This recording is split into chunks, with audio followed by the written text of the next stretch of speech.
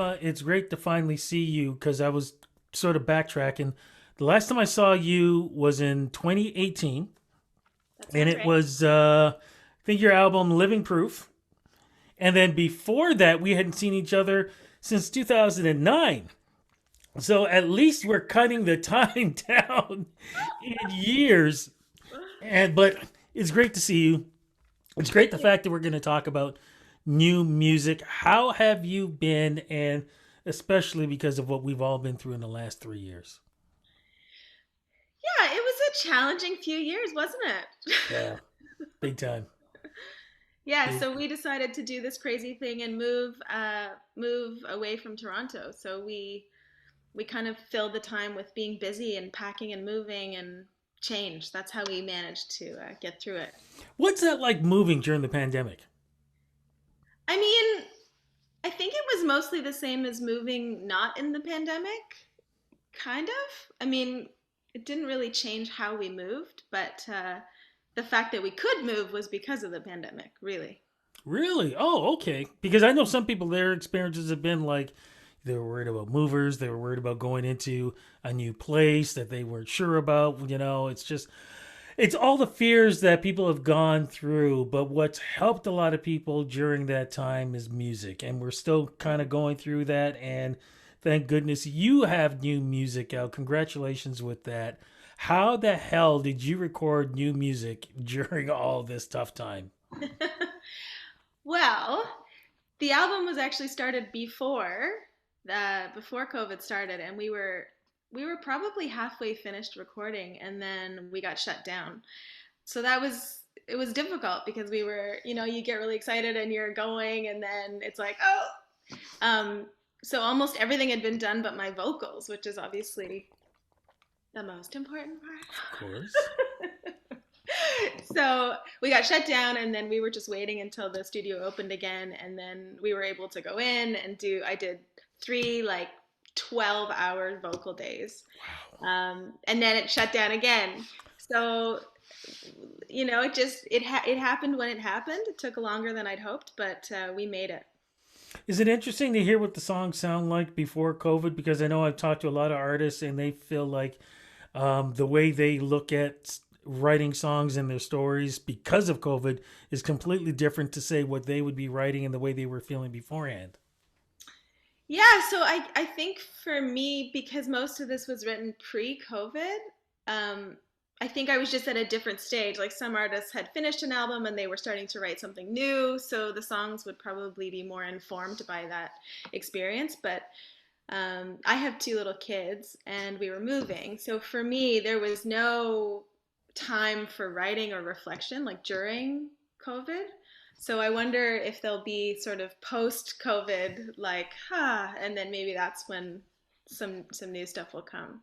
I was going to just ask you, though, how is it now? I mean, I know artists like yourself, they're always thinking about songs and things like that. Are you already writing songs? And have you found if there's maybe if you're writing something now and you compare it to what you wrote before, do you see or feel a difference?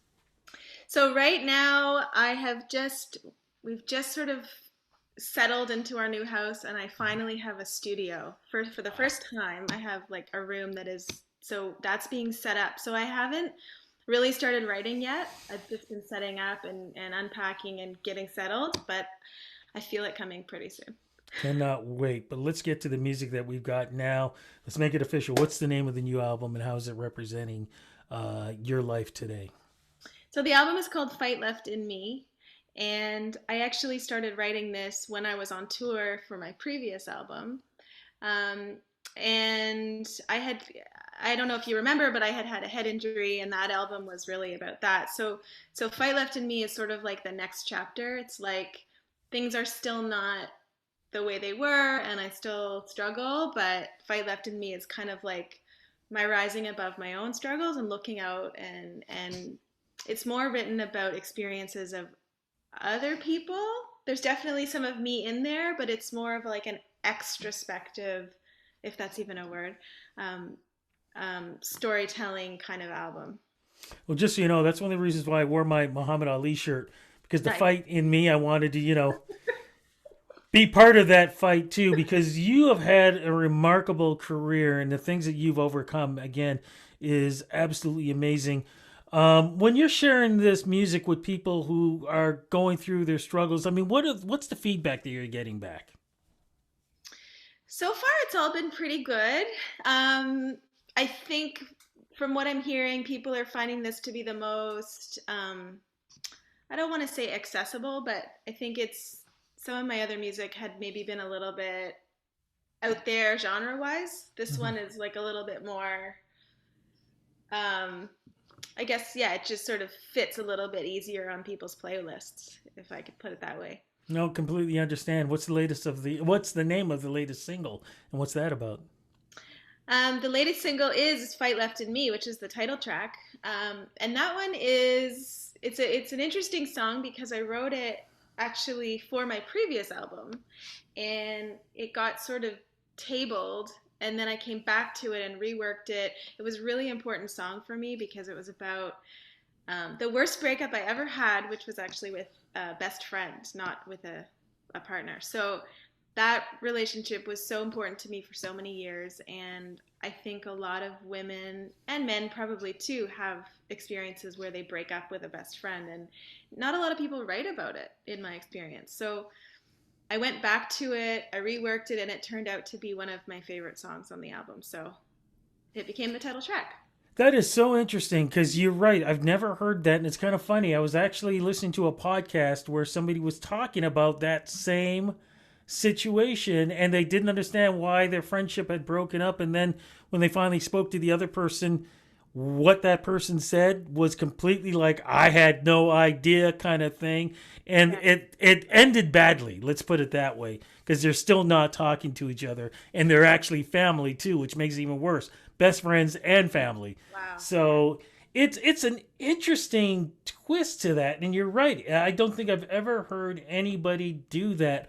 What is it about you that loves to? Okay, I'm going to use the term "loves to," but is brave enough to take those kind of approaches in music and in stories? Um, I don't know. I don't know what it is about me. I think I don't choose what I write about, to be perfectly honest. I just um, when I have experiences, usually they're experiences that are difficult. That's when I turn to writing, and this particular experience was something I could not. You know, when um, you have a struggle and you keep going through it over and over, and you just can't get out of it. It's almost like, and so I had to keep writing. I wrote other songs about this relationship as well, and I had to just keep writing, and that was my way of kind of processing it in a way because it was just so hard to understand why it happened. Is this also helping with closure? Yeah, I think so. I mean, I'm still sort of sad about it, but it's not eating away at me the way it was, like a hamster wheel kind of like thinking about it all the time. And so yeah, for sure. Life still goes on, and speaking of life going on too, as you settle in, you got your getting the studio set up. Are there any thoughts in 2022 as things slowly open up? Performances, whether it be live performances, whether it be virtual, any chance of that happening?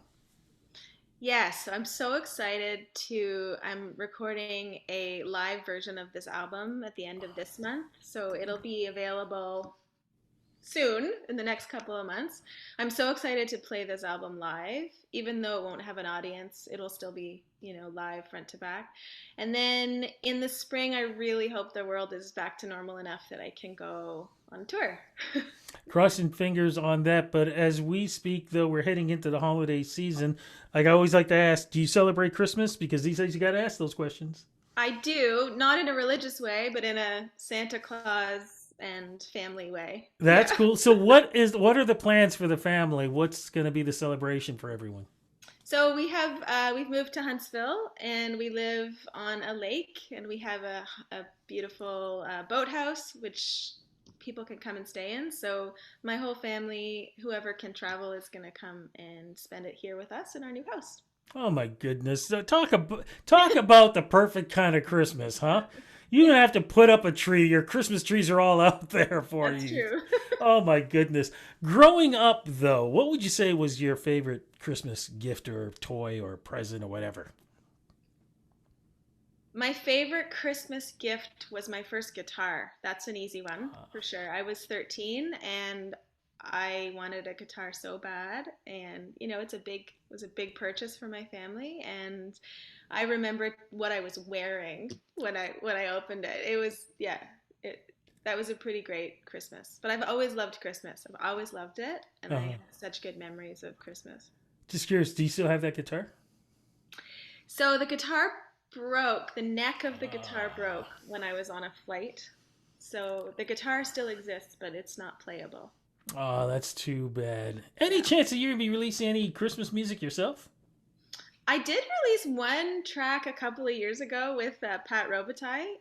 It's on Spotify. You can pull it up. Yeah, I would love to record a Christmas album because I just love Christmas music so much. So that's definitely something you know, in my mind for the future. I think you should get the kids involved if you're ever Yeah. recording anything. That would be cool to do, and something for them to remember when they get older, also. But Totally. we are all getting older. We're leaving 2021. We're getting to 2022. I want to get a little bit of your advice though, because when we were going into 2019, everybody was like, "Oh, I got to get to 2020. This is just horrible." And then we got to 2020, and everybody's like, "Ah, it's 2021." And then it's the same thing now. People are starting to rev up and going, let's get to 2022.